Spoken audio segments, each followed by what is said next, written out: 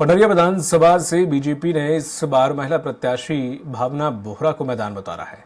ब्राह्मण परिवार से ताल्लुक रखने वाली भावना अपने क्षेत्र में जीत दर्ज करने के लिए मेहनत करती दिख रही हैं। भावना बोहरा से स्वराज एक्सप्रेस के संवाददाता स्वाति कौशिक ने खास बातचीत की। छत्तीसगढ़ के विधानसभा चुनाव में महज कुछ ही दिन बाकी है और इस वक्त पूरे प्रदेश में चुनावी दौरा चल रहा है। इस वक्त हम पहुंचे हैं पंडरिया विधानसभा में। बीजेपी की जाने मानी नेत्री बोहरा जी इस वक्त हमारे साथ। बीजेपी ने वैसे तो बहुत गिन चुन कर महिला प्रत्याशियों को क्या लगता है, क्या कुछ खास? नहीं, ऐसा हम नहीं बोल सकते कि बीजेपी ने गिन चुन कर महिला प्रत्याशियों को दिया है। बीजेपी हमेशा महिला सशक्तिकरण की बात करती है। निश्चित जो 33% आरक्षण की मैं बात करूं, मोदी जी की सरकार में ही वो चीज़ें आई हैं, तो निश्चित ही सब महिलाओं को भरपूर आशीर्वाद मिलता रहा है हमेशा।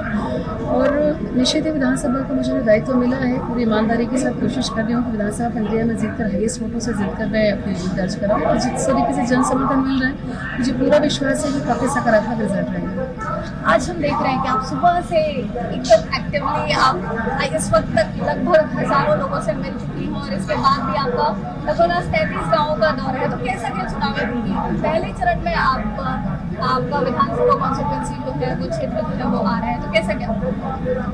देखिए, जब जनप्रतिनिधि आप बनते हैं तो आपका जो रूटीन है वो बहुत अलग हो जाता है। आप खुद से ज़्यादा समय आपको लोगों को, अपनी जनता को देना पड़ता है जो आप पे विश्वास करते हैं। मैं वही काम कर रही हूँ। और चूँकि समय काफ़ी नज़दीक है चुनाव का, पहले चरण में हमारी पंडरिया विधानसभा का चुनाव है और समय काफ़ी कम मिला है। क्षेत्रफल की दृष्टि से पंडरिया सेकेंड लार्जेस्ट विधानसभा है। तो निश्चित ही प्रयास कर रही हूँ कि लोगों तक पहुँच पाऊँ, जितना मैक्सिमम गाँव में कवर कर पाऊँ। प्रयास यही है और देखते हैं जितना संपर्क होता है मैक्सिमम।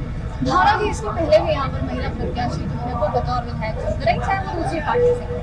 अब उसके बाद आपको मौका मिला, अगर आप ठीक करो देखिए, प्रत्याशी मुझे लगता है महिला प्रत्याशी होने की एक चीज़, एक बेनिफिट मुझे दिखता है कि आप लोगों तक उनकी फीलिंग्स को महिलाएं जिस तरीके से ज़्यादा समझती हैं, मुझे लगता है रिजल्ट ओरिएंटेड काम वो ज़्यादा कर सकती हैं। और पहले जो प्रत्याशी थी उनका क्या विज़न था, क्या नहीं था, ये जनता देख चुकी पिछले 5 सालों में। और रहा सवाल मेरा, तो निश्चित ही मैंने अपने लिए कुछ रोड मैप बनाए हैं जो आने वाले 5 सालों में मुझे करना है कि मेरा पंडरिया जो 90 विधानसभा में कैसे मैं अपनी पंडरिया विधानसभा को आदर्श विधानसभा बना सकूँ।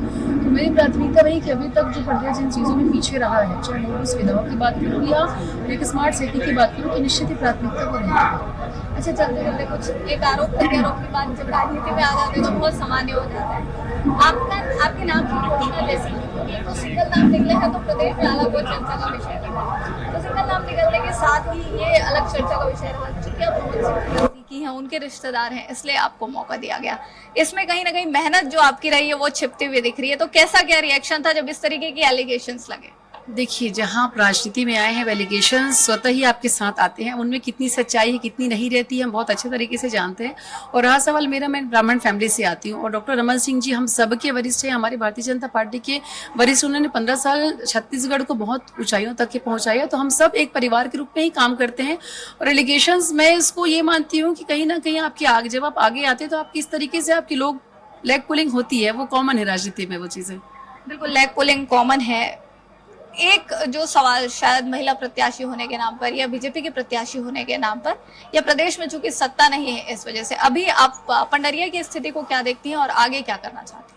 पंडरिया में बहुत काम करने की जरूरत है। अभी विकास की गति पंडरिया में जो पिछले 5 साल तक थम गई है, मैं धीरे भी नहीं कहूँगी, पूरी तरह से थम जो गई थी, मुझे लगता है बहुत मेहनत उसके लिए हमें करनी पड़ेगी। जो रोड मैप हमने बनाया है, तो मुझे पूरा विश्वास है बहुत जल्दी जो मैंने अपने स्वयं के लिए जो संकल्प लिए हैं कि पंडरिया विधानसभा कैसा होना चाहिए, चुनाव जीतने के बाद से डे 1 मेरी प्लानिंग उसी पे होगी कि उस रोड मैप को मैं कवर कर पाऊँ और आने वाले समय में वो रिजल्ट उसका दिखा पाऊँ।